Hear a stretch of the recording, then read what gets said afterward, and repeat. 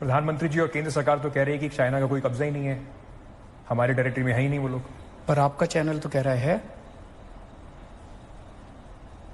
आपका चैनल झूठ दिखा रहा है। इसका मतलब हम तो वही दिखा रहे हैं जो सैटेलाइट मैप दिखा रहे हैं। तो वो अब फिर या तो आप जानो या वो जाने।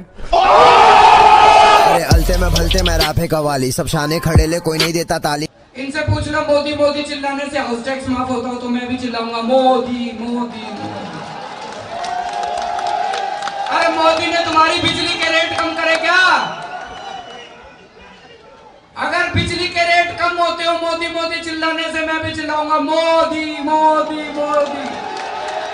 मोदी मोदी करने से पेट नहीं भरता,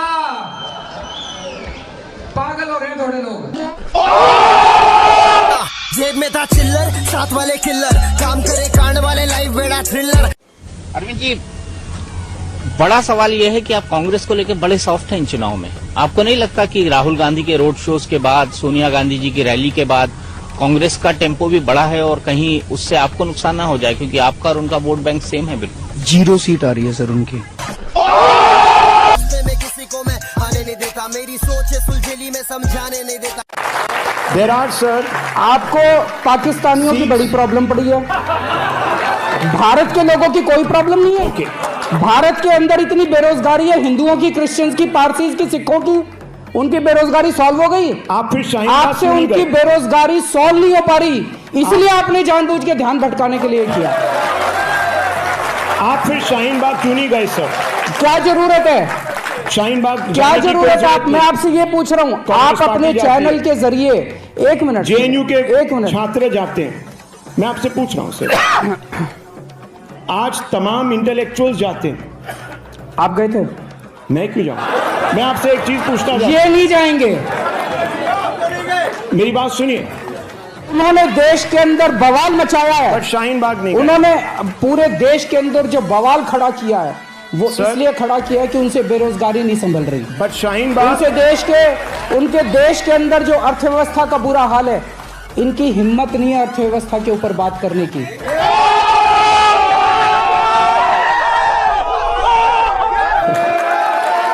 इनकी हिम्मत नहीं है बेरोजगारी पे बात करने की।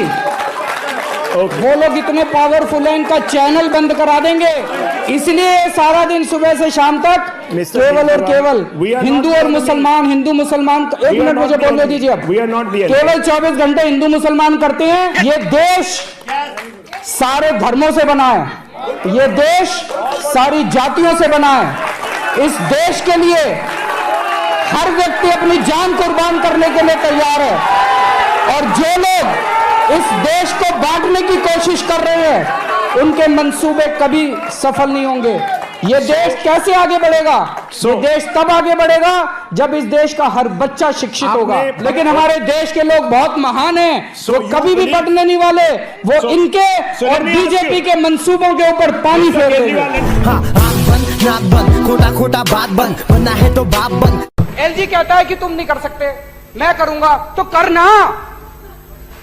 परेशान हो गए हम लोग 2.5 साल से, ये भी परेशान हो गए, हम भी परेशान हो गए। करो फिर, हमारी पावर है, हमारी पावर है। जब तक हम कह रहे थे करो करो करो करो तो कह रहे थे तुम करो, आज हमने कर दिया तो कह रहे हम करेंगे, तो करो ना भाई। क्यों नहीं कर रहे? आपके एलजी साहब, अगर असेंबली की पावर है तो आज हो रहा है ये।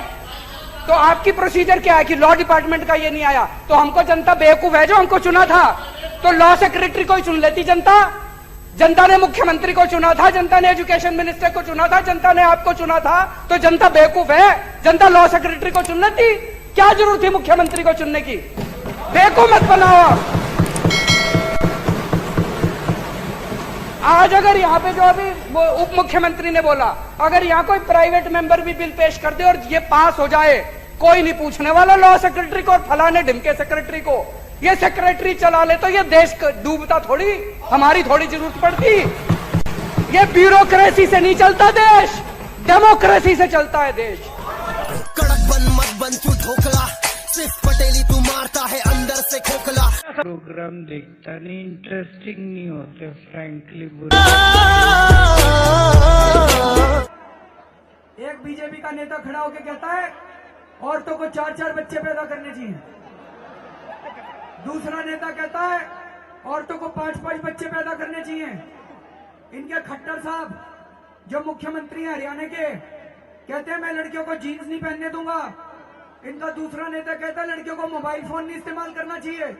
इनका तीसरा नेता कहता है लड़कियों को ज्यादा पढ़ाना नहीं चाहिए। इनका चौथा नेता कहता है लड़कियों को नौकरी नहीं करनी चाहिए। कहां ले जाएंगे ये बीजेपी वाले इस देश को? ऐसे लग रहा है 16वीं 17वीं सदी में ले जाएंगे देश को। इनका मतलब है सारी औरतों को कमरे में बंद कर दो, बाहर ताला लगा दो, कह दो महिलाएं होगी सुरक्षित। मेहनत करके तेरे भाई ने पूरा ड्रीम बना दिया, अब पिक्चर या सड़कों पे सीन बना दिया। इस बार क्या आपको लगता है कि प्रधानमंत्री नरेंद्र मोदी के नाम पर जब चुनाव लड़ा जाएगा, और अभी वो बहुत बड़ी मेजॉरिटी से वापस आए हैं, तो कहीं ना कहीं उससे परेशानी होगी आपको? दिल्ली का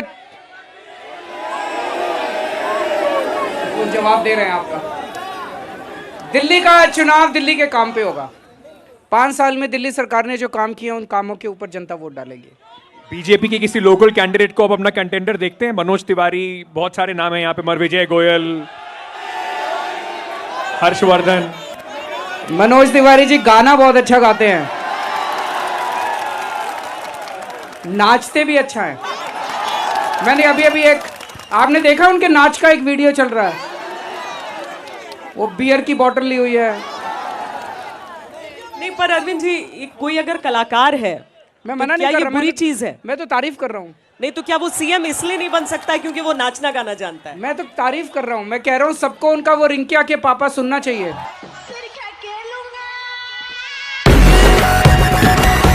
धान का एमएसपी 1868 है। उत्तर प्रदेश और बिहार में ये 900,000 रुपए में बिक रहा है। मेरे को बता दो कि पूरे देश में मेरा बिहार और उत्तर प्रदेश का किसान कहां ये फसल बेच के आए कि इसको एमएसपी से ज्यादा दाम मिल जाए। हवा में बात करने से क्या फायदा है? कहीं भी बेच लो, कहीं भी बेच लो। अरे कहां बेच लें, बताओ तो सही। उनसे पंजाब में खरीदेगा, उत्तर प्रदेश में उनसे 800 रुपए में बेच के वही बड़े बड़े पूंजीपति इतनी महंगाई कर देंगे कि वो पूरे देश के अंदर इसको महंगा बेचेंगे। ये पिछले 6-7 साल से आप लोग देख रहे हो कि भारतीय जनता पार्टी ने चुनावों को कितना महंगा कर दिया। कितना पैसा खर्च होता है चुनाव के अंदर, कितना पैसा खर्च होता है। ये कानून किसानों के लिए नहीं बनाए गए, ये कानून भारतीय जनता पार्टी के चुनावों की फंडिंग कराने के लिए बनाए गए। इसको ये देश जितनी जल्दी समझ ले, किसान तो समझ गए, बाकी देश भी जितनी जल्दी समझ ले उतना अच्छा होगा। तो अध्यक्ष महोदय, मैं इसका समर्थन करता हूं। और ये 3 कानून हैं, ये तीनों कानूनों को मैं सदन के सामने